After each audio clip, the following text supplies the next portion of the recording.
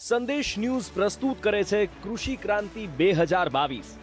આ કાર્યક્રમના presenting partner છે Dharmaj crop guard limited, powered by Narmada biochem limited, co powered by મેઘમણી ઓર્ગેનિક્સ લિમિટેડ।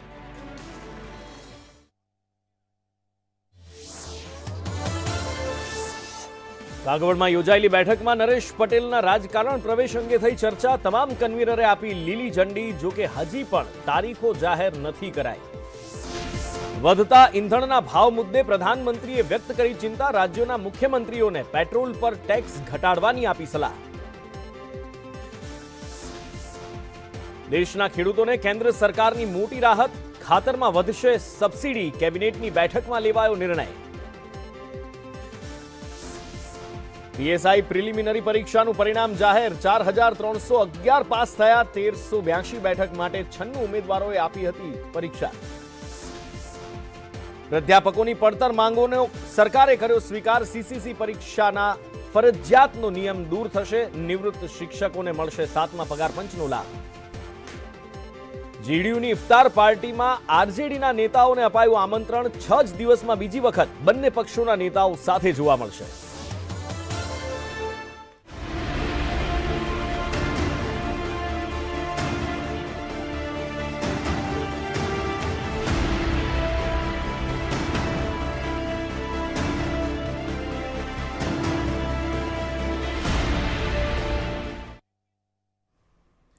નમસ્કાર, આપ જોઈ રહ્યા છો સંદેશ ન્યૂઝ, તમારી સાથે સત્યની સાથે। કૃષિ ક્રાંતિ 2022 સાથે હું છું નુપુર।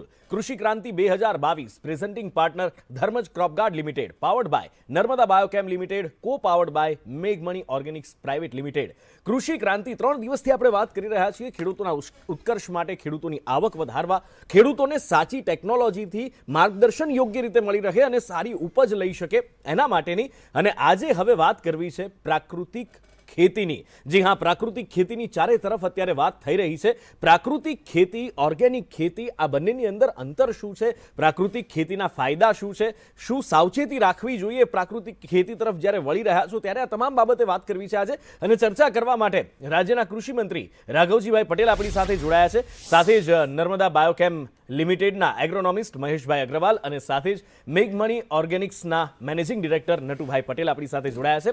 આપ તમામનું સ્વાગત છે। સૌથી પહેલા કેવી કથિરિયા સાહેબ પણ આપણી સાથે કૃષિ યુનિવર્સિટીમાંથી જોડાયા છે। આપ સૌનું સ્વાગત છે। અને હવે સૌથી પહેલો સવાલ રાઘવજીભાઈ આપને છે કે પ્રાકૃતિક ખેતી આપણે વાત કરી રહ્યા છીએ, પ્રાકૃતિક ખેતીથી શું ફાયદા થાય છે? પ્રાકૃતિક ખેતી પર આટલો બધો ભાર સરકાર પણ આપી રહી છે, શું કારણ છે એની પાછળનું?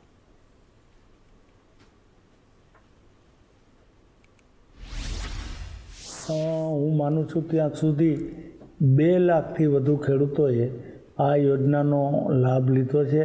સરકારે આ ખેતીનો વ્યાપ વધે એના માટે પ્રાકૃતિક કૃષિ વિકાસ બોર્ડની રચના કરી અને આ ખેતીના પ્રસાર, તાલીમ અને અન્ય યોજનાઓ અમલમાં આવે એના માટે આ બોર્ડને લગભગ 100 કરોડ રૂપિયાનું ફંડ પણ ફાળવ્યું છે।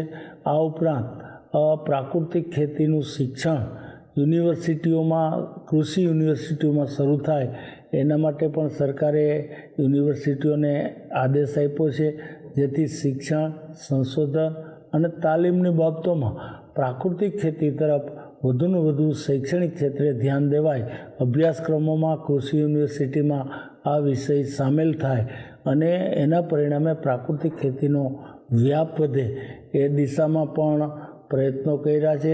આના માટેની તાલીમ શિબિરો, આના માટેના જુદા જુદા પ્રચારના અને પ્રસારના કાર્યક્રમો, ખેડૂતોને જુદી જુદી સહાયકારી યોજનાઓ, આમ વિવિધ ક્ષેત્રે સરકાર જુદા જુદા કાર્યક્રમો કરી અને આ ખેતીનો વ્યાપ વધે એ દિશામાં સતત સક્રિય છે।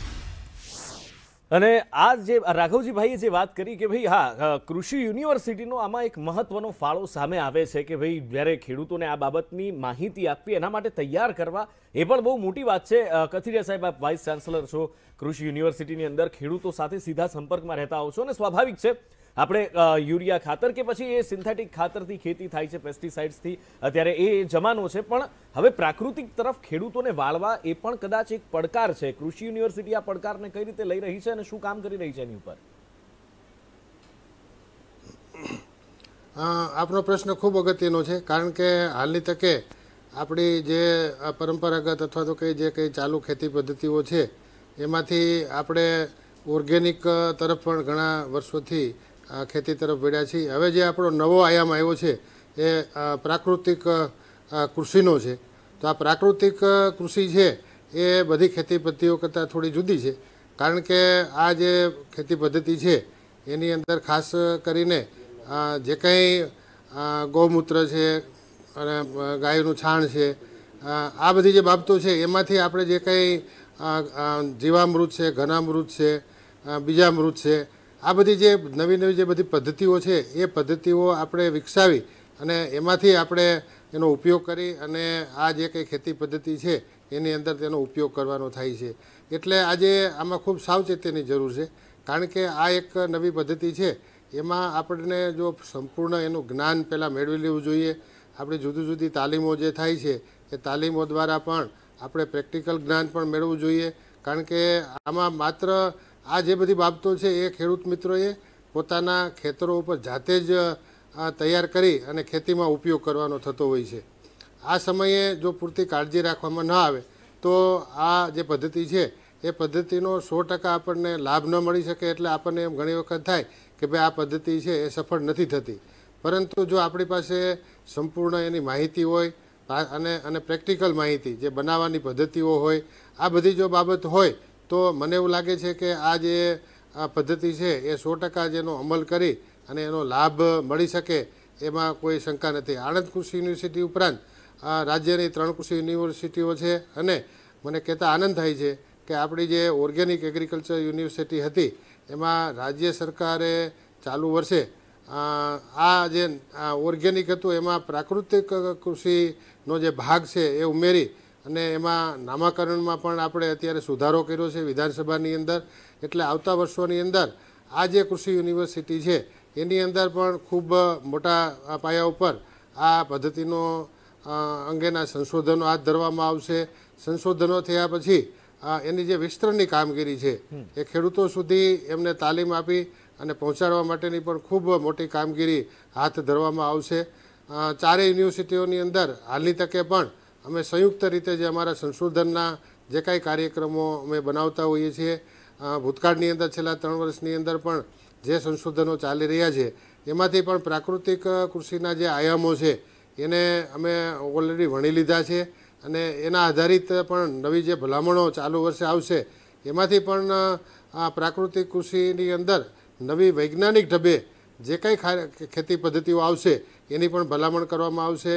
નવા જે તાંત્રિક કાર્યક્રમો નક્કી કરવામાં આવ્યા છે ભવિષ્યની અંદર એમાંથી પણ વૈજ્ઞાનિક અભિગમને ધ્યાનમાં રાખી અને પ્રાકૃતિક કૃષિને ઉપયોગી થાય એવી વૈજ્ઞાનિક ઢબની માહિતી છે એ ખેડૂતોને પૂરી પાડવા માટેના જે કંઈ કાર્યક્રમો સંશોધનના છે એ હાથ ધરવામાં આવી રહ્યા છે. બિલકુલ, એટલે ખેડૂતોને આના માટે તૈયાર કરવા, ખેડૂતોને પૂરતી તાલીમ આપવી એ પણ જરૂરી છે અને સાથે જ જૈવિક ખાતરનો પણ એક બહુ મહત્વનો રોલ આની અંદર આવે છે. ત્યારે મહેશભાઈ, આપની પાસેથી જાણવું છે કે શું હોય છે આ જૈવિક ખાતર, કેવી રીતે બને છે અને પ્રાકૃતિક ખેતીમાં એનું મહત્વ કેવી રીતે છે?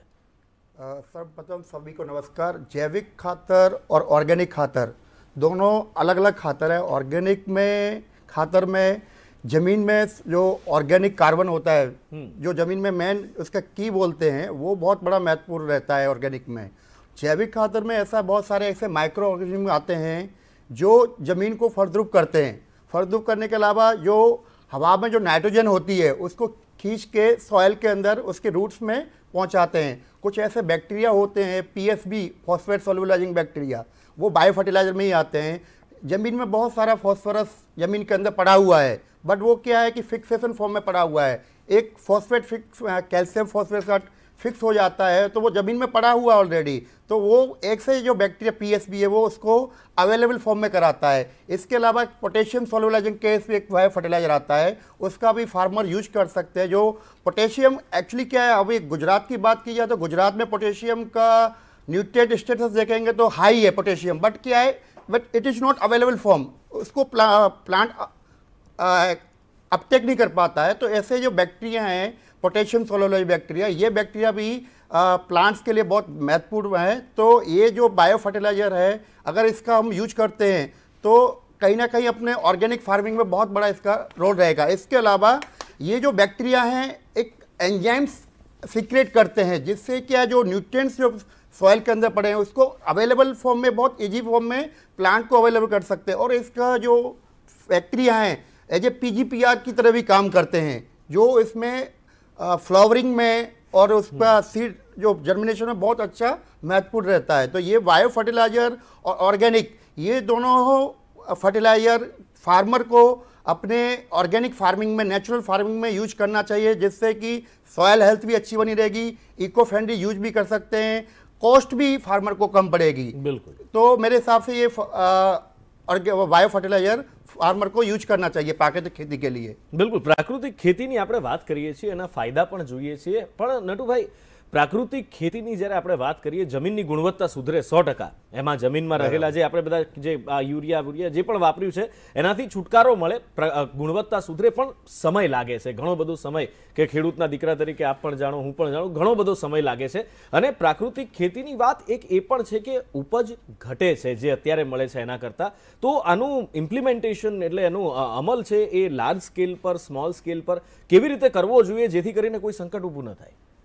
સૌથી પ્રથમ તો નુપુરભાઈ, આપણા મિનિસ્ટર સાહેબે જે રાઘવજીભાઈએ કહ્યું ને, કારણ કે બેઝિકલી એ ખેડૂત છે, યસ, એટલે પ્રાકૃતિક ખેતીના ફાયદા તો છે જ। ફર્ટિલાઇઝર્સને રિપ્લેસ કરવા માટે, યુરિયા અને DAPને રિપ્લેસ કરવા માટે આ બેસ્ટ વસ્તુ છે, પણ એને આપણે, ભારત છે ખેતી પ્રધાન દેશ છે, 130 કરોડ પબ્લિક ખેતી ઉપર, આ 130 કરોડમાંથી લગભગ 60 કરોડ પબ્લિક ખેતી ઉપર નભી રહી છે।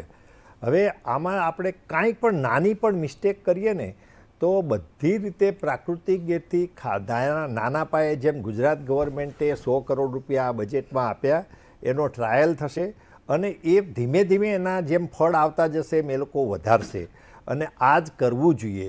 કથેરિયાભાઈએ પણ કહ્યું કે એનાથી બધાને, ખેડૂતને અપડેટ કરવા પડે નોલેજથી, કારણ કે કોઈ પણ જો જલ્દી ઉતાવળ કરશે ને તો જેમ જંતુનાશકમાં તીડની એટેક આવ્યો અથવા કોઈ એવી જીવજીવાત આવી કે એ ટાઈમે જો ઇન્સેક્ટિસાઇડ નહીં વાપરવામાં આવે અથવા ફંગસ આવ્યું, રોગ થયો, આપણને રોગ થાય, કોરોના થાય, તો આપણે કંઈ એકલું આયુર્વેદિક દવા નથી લેતી, પેરાસિટામોલ લેવી જ પડે છે। એવી રીતે slowly gradually you can do in a span of 20 years, not પહેલાં ફર્ટિલાઇઝર પર રિપ્લેસમેન્ટ આવે પછી, કારણ કે જંતુનાશક એવી વસ્તુ છે, નહીંતર શ્રીલંકામાં જે વસ્તુ થઈ કે શ્રીલંકન ગવર્મેન્ટે આજથી 5 વર્ષ પહેલાં ફર્ટિલાઇઝર્સ અને પેસ્ટિસાઇડ પર ટોટલ બાન કરી દીધી, તો આજે ફૂડ શોર્ટેજ, ફૂડ સિક્યોરિટીનો એક મોટો પ્રોબ્લેમ ત્યાં ઊભો થયો। ભારત, શ્રીલંકા તો નાનો દેશ છે, ભારતમાં એક નાની વસ્તુની અછત જણાય છે તો ટમેટાની અછત જણાય કે લીંબુની અછત જણાય તો તરત જ એના ભાવ, જે ખેડૂતને ભાવ આજે ટમેટાના 2 રૂપિયાથી 5 રૂપિયા મળે છે, એ તરત જ 120 રૂપિયા થઈ જાય છે। લીંબુ જે 10 રૂપિયા હોય એના 400 રૂપિયા થઈ જાય છે। એટલે આપણી સરકારને કોઈ પણ ઉતાવળું પગલું પોછાય એમ છે નહીં, કારણ કે જંતુનાશક દવા કે ફંગસની દવા કે નિંદામણ નાશકની દવાનો ઉપયોગ કરવાથી જે ઉત્પાદન વધુ મળે છે, એના હિસાબે આપણા પ્રાઇમ મિનિસ્ટર સાહેબ શ્રી નરેન્દ્રભાઈ મોદીની જે વિઝન છે કે 5 વર્ષમાં ખેતીની આવક, ખેડૂતની આવક ડબલ કરવી, એ ડબલ કરવા માટે જંતુનાશક દવાનો, ફંગીસાઇડનો અને નિંદામણ નાશકનો ઉપાય એ બહુ જ ઇમ્પોર્ટન્ટ છે, તો જ એનો ઉતાર વધુ આવશે, અને ઉતાર વધુ આવશે। BT કોટન આવ્યું તો 10 ગણું કોટનનું ઉત્પાદન વધ્યું, છતાં પણ આજે કોટનની શોર્ટેજ છે, કોટનના ભાવ આ વર્ષે ડબલ થઈ ગયા છે। પીનટ્સ આટલું સરસ થયું, તમે મગફળી જુઓ તો પહેલાંની મગફળીના નાના નાના દાણા થતા હતા, ઉતાર પર એકર એટલો ઓછો આવતો હતો।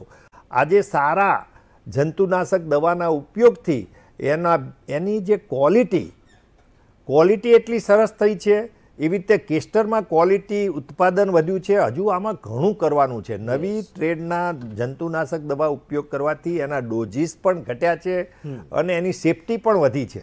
એટલે ચોક્કસ ફર્ટિલાઇઝરમાં આ સ્કોપ છે કે વર્ષોથી યુરિયા એટલું બધું વપરાયું છે, પણ જંતુનાશક દવાને ઝીરો કરવી એ આપણને પોસિબલ છે નહીં, કારણ કે આપણો ખેતી પ્રધાન દેશ છે એવું માનું અવશ્યપણે માનવું છે.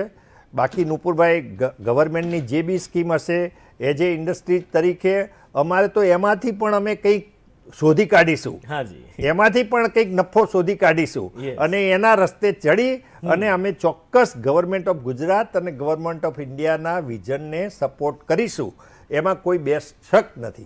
બિલકુલ બિલકુલ. એટલે સમજી વિચારીને આગળ ફૂંકીને પગલાં ભરવા જેવી આ વસ્તુ છે.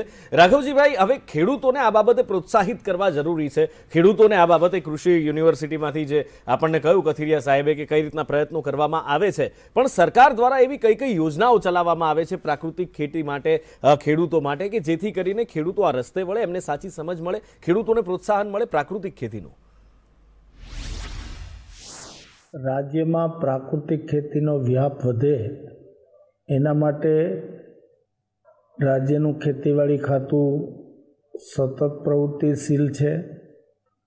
નામદાર રાજ્યપાલ શ્રી સતત રાજ્યના ખેડૂતો વધુને વધુ પ્રાકૃતિક ખેતી તરફ વળે એના માટે પ્રવૃત્તિશીલ છે. ખેતીવાડી ખાતા દ્વારા પણ વિવિધ યોજનાઓ અમલમાં મૂકીને ખેડૂતો પ્રાકૃતિક ખેતી તરફ વળે એ દિશામાં પૂરતા પ્રયત્નો કરવામાં આવી રહ્યા છે.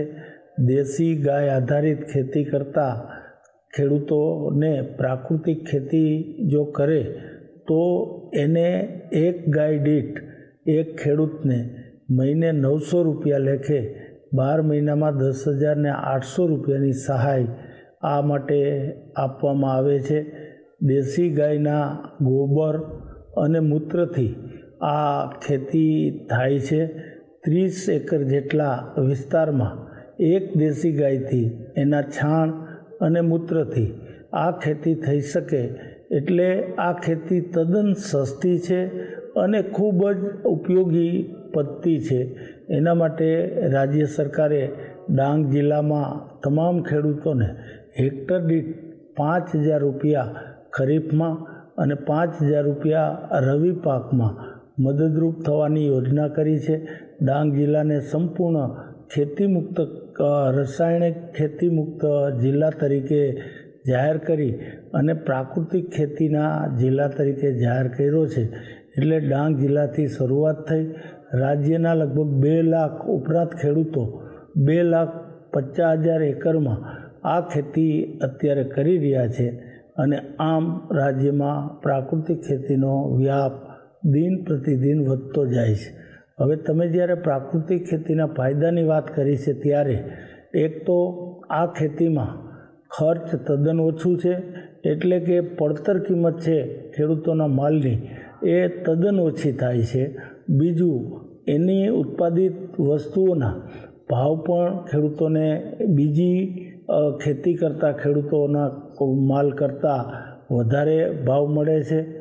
આ ખેતીમાં જે ઉત્પાદિત ચીજો છે એ રસાયણ મુક્ત ખેતી હોવાના કારણે, જંતુનાશક દવાના કારણે જે ઉત્પાદિત ચીજોમાં આડઅસર થાય છે અને જેના પરિણામે કેન્સર જેવા ભયાનક રોગો પણ થાય છે. એટલે પ્રાકૃતિક ખેતીમાં ઉત્પાદિત થતી ચીજોમાં આ બાબત રહેતી નથી. એટલે આરોગ્યની દૃષ્ટિએ પણ આ ઉત્પાદિત ચીજો ખાવામાં ખોરાક તરીકે ખૂબ જ ઉપયોગી છે અને એની માંગ પણ ખૂબ છે, એના ભાવ પણ વધુ મળે છે. એટલે ખેડૂતોને ઉત્પાદિત ચીજોના ભાવ વધુ મળે છે. ઉપરાંત મેં કીધું એમ આરોગ્યની દૃષ્ટિએ પણ આ ખેતીની ઉત્પાદિત ચીજો ફાયદાકારક છે. બિલકુલ. એટલે ઘણા બધા સવાલો હજી પણ છે, કન્ફ્યુઝન પણ ખેડૂતોને ઘણા બધા છે કે ભાઈ શું આ પ્રાકૃતિક ખેતી પર વળી જશે તો ઉપજ ઘટી જશે? ઓર્ગેનિક ખેતી પ્રાકૃતિક ખેતીમાં ફરક શું છે? ખેડૂતોને જેમ રાઘવજીભાઈએ કહ્યું કે ઊંચા ભાવ મળે છે પ્રાકૃતિક ખેતીથી ઉગવેલું ધાન હોય કે ફળફળાદી શાકભાજી એના, તો શું આવનાર સમયમાં પ્રાકૃતિક ખેતી ઉપર તમામ વળી જશે તો શું ધન ધાન્ય મોંઘા થશે? આવા ઘણા બધા સવાલ છે, એના જવાબ મેળવીશું એક બ્રેક બાદ.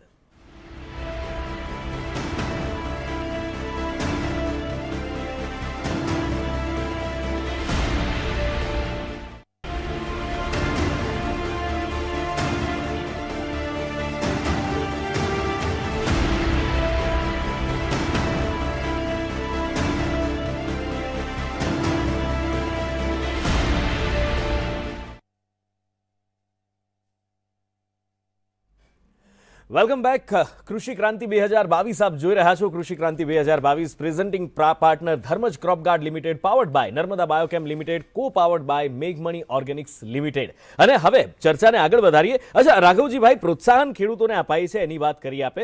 ખેડૂતો માટેની જ આ વાત છે, આખી દેશના તમામ લોકો માટેની વાત છે, ધરતીના શુદ્ધિકરણ માટેની વાત છે. ત્યારે કેટલા ખેડૂતોએ અત્યાર સુધીમાં આનો લાભ મેળવ્યો છે, કઈ કઈ રીતે લાભ આપવાના પ્રયત્નો કરાય છે, પ્રોત્સાહિત કરાય છે?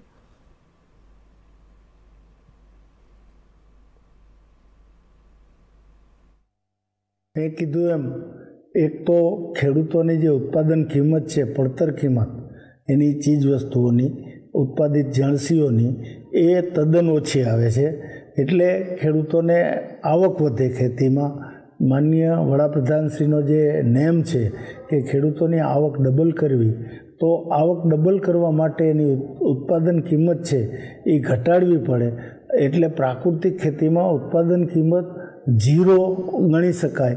માત્ર એક દેશી ગાય આધારિત લગભગ 30 એકર જેટલી જમીનમાં ખેતી થઈ શકે છે. એટલે ખાતર, જંતુનાશક દવાઓ વગેરેમાં જે ખેડૂતોને મોટો ખર્ચ થાય છે એ આ ખેતીમાંથી બચી જાય છે. બિલકુલ, એટલે ખેડૂતોને પણ ફાયદો છે. પણ બીજી તરફ નટુભાઈ, સવાલ એ થાય કે જો ખેડૂતોને ફાયદો થઈ રહ્યો છે તો કોસ્ટિંગ નીચું આવી રહ્યું છે, તો ધાન સસ્તું મળવું જોઈએ, તો શું ઉપજ એનાથી ઘટે છે? જો ધાન મોંઘું થાય છે તો શું લોકોને પણ ખિસ્સા ઉપર બોજ પડે છે? આ બધા સવાલો ઘણા બધા છે, લોકોને કન્ફ્યુઝન, ખેડૂતોને પણ કદાચ થોડું કન્ફ્યુઝન. વાત તમારી સાચી છે નુપુરભાઈ, અને જેમ આપણે રાઘવજીભાઈ સાહેબે કહ્યું ને એ પ્રમાણે એ પણ ખોટા નથી. પણ આપણે ભારત દેશ, જે મેં પહેલાં કહ્યું ને કે આપણે એવા, આપણી જે બલ્ક સમાજ છે એ મોટા ભાગનું ખેતીવાડી ઉપર નભતો સમાજ હોવાના હિસાબે ઇન્કમ આપણા ત્યાં પોવર્ટી લાઈન ખૂબ મોટી છે. એ લોકોને પ્રાકૃતિક ખેતીમાંથી જે ઓર્ગેનિકનો ખોરાક, જે ઓર્ગેનિક ફ્રૂટ્સ અથવા ઓર્ગેનિક વેજીટેબલ્સ બનશે ને, તો એ જે બજારમાં જે ભાવે વેચાય છે ને એ ભાવે કોઈને પોસાતું નથી. આપણે તો જોવાનું છે કે 60 કરોડ પબ્લિકને શું પોસાય છે, કે 80 કરોડ પબ્લિક જે છે બિલો મિડલ ક્લાસ છે એને શું પોસાય છે. એને ટમેટા કોઈ પણ હિસાબે 20 થી 25 રૂપિયાથી વધારે ન હોવા જોઈએ, લીંબુ 15 રૂપિયાથી વધારે ન હોવા જોઈએ. જો આ બધું કરવું હોય કે ઘઉંનો ભાવ આ હોવો જોઈએ, અને આટલું ઘઉં ઉત્પાદન મોટા પાયે થયું અથવા ચોખાનું ઉત્પાદન મોટા પાયે થયું, તો આ વર્ષે એગ્રીકલ્ચર એક્સપોર્ટ 50 બિલિયન ક્રોસ કરી ગયું. અને રાઈટ ઓપોર્ચ્યુનિટી આવી એ રીતે અત્યારે જે હોર્ટિકલ્ચર, જે મોટા પાયે ગુજરાત ગવર્મેન્ટ હોર્ટિકલ્ચરને કે જેને કેશ ક્રોપ આપણે કહીએ છીએ, જેનાથી ખેડૂતો પગ નિર્ભર નહીં પણ 4 પૈડાવાળી ગાડી લઈ શકે, એ માટે હોર્ટિકલ્ચર અથવા કેશ ક્રોપ હોવા જરૂરી છે. અને એના માટે જંતુનાશક દવા અને ફર્ટિલાઇઝર પણ જરૂરી છે, એવું મારું સ્ટ્રોંગપણે માનવું છે ગવર્મેન્ટની સાથે. એટલે મહેશભાઈ, તો વચ્ચેનો રસ્તો આમાં પ્રાકૃતિક ખેતી, જમીનને બચાવવી પણ જરૂરી છે અને ફર્ટિલાઇઝર્સ પણ જરૂરી છે, જેમ નટુભાઈ કહી રહ્યા છે. તો શું રસ્તો આમાં હોઈ શકે? एक्चुअली दोनों तरफ से अगर देखा जाए तो अगर टोटली हम अगर ऑर्गेनिक खेती करते हैं तो थोड़ा सा कहीं ना कहीं हमारे प्रोडक्शन में कहीं ना कहीं तो लॉस हो सकता है. तो और प्योर केमिकली अगर हम फर्टिलाइजर का यूज करते हैं तो उससे सॉइल हेल्थ पे भी एक असर पड़ता है. तो मेरे हिसाब से एक इंटीग्रेटेड न्यूट्रिएंट मैनेजमेंट बोलते हैं कि उसको हम केमिकली, ऑर्गेनिकली और बायोलॉजिकली अगर हम तीनों तरह से उसको हम खेती करते हैं तो अपना प्रोडक्शन में भी कोई दिक्कत नहीं आएगी, सॉइल हेल्थ भी अच्छी बनी रहेगी और जो चाहिए फार्मर को वो प्रोडक्शन मिलेगा. मतलब integrated should be good for the all the farmer, I think. બિલકુલ, એટલે પ્રાકૃતિક ખેતી ઉપર તો આમ તો ઘણી બધી ચર્ચા થઈ શકે એમ છે, કદાચ કલાકોના કલાકો ઓછા પડે, પણ સમયના બંધનમાં આપણે બંધાયેલા છીએ અને સમય હવે વધારે ચર્ચાની પરવાનગી નથી આપતો. માટે ચર્ચાને અહીંયા વિરામ આપીશું. આપ સૌ અમારી સાથે જોડાયા, ખૂબ ખૂબ આભાર. Thank you so much, thank you so much, thank you so much. અને આ સાથે જ કૃષિ ક્રાંતિ 2022માં અત્યારે સમય થયો છે આપનાથી વિદાય લેવાનો. નમસ્કાર.